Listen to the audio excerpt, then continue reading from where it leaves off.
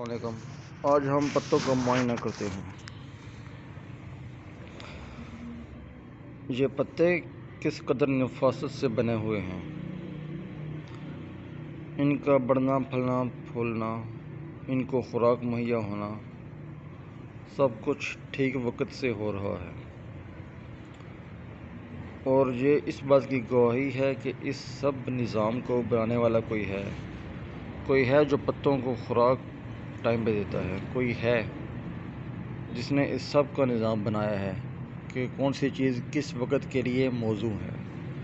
یہ سب کچھ طے ہے، اور یہ سب کچھ نظام ایک ہی ہستی کی طرف اشارہ کرتا ہے، وہ اللہ پاک کی ہستی۔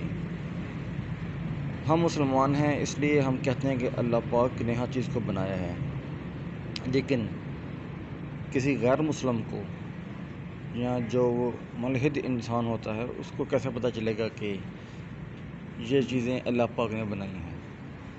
وہ اس طرح کہ ہر چیز کو بنانے والا کوئی نہ کوئی ہوتا ہے۔ گھڑی دیکھیں تو گھڑی کو بنانے والا کوئی ہوتا ہے، دیوار دیکھیں، کوئی مکان دیکھیں، اس کو بنانے والا کوئی ہے، کسی بھی خوبصورت چیز کو دیکھیں تو اندازہ ہوتا ہے کہ اس کو کوئی نہ کوئی بنانے والا ہے۔ تو اسی طرح جب قدرت کی چیزیں ہم دیکھتے ہیں، جب ہم اپنے آس پاس قدرتی منظر دیکھتے ہیں، جب سورج اگتے ہوئے دیکھتے ہیں، سورج ڈھلتے ہوئے دیکھتے ہیں، جب آسمان میں روشن ستاروں کو دیکھتے ہیں، چمکتے ہوئے چاند کو دیکھتے ہیں، تو ہم کیوں نہیں سوچتے کہ یہ چیزیں کیسے وجود میں آ گئیں؟ نہ سورج چاند کے راستے میں آ رہا ہے، نہ چاند سورج کے راستے میں آ رہا ہے۔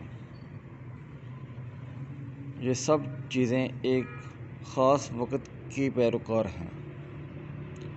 یہ وقت، یہ نظام، یہ جہاں، یہ چیزیں، یہ چاند، ستارے، یہ آسمان، سب ایک ہی ہستی نے بنائے ہیں، اور وہ ہستی اللہ پاک کی ہے۔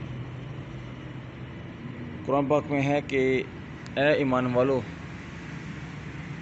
جب تم آسمان کو دیکھتے ہو بغیر شگافوں کے تو کیا تم اس پہ غور نہیں کرتے کہ اس کو کوئی نہ کوئی بنانے والا ہے یا نہیں؟ یہ ہمارے لیے آج لمحہ فکریہ ہے کہ ہم آج کل سوشل میڈیا کے اس دور میں ہیں، ایسے مگن ہو گئے ہیں کہ ہم قدرتی چیزوں کو بھلا بیٹھے ہیں، ہم اپنی تخلیقی سوچ کو مٹا بیٹھے ہیں۔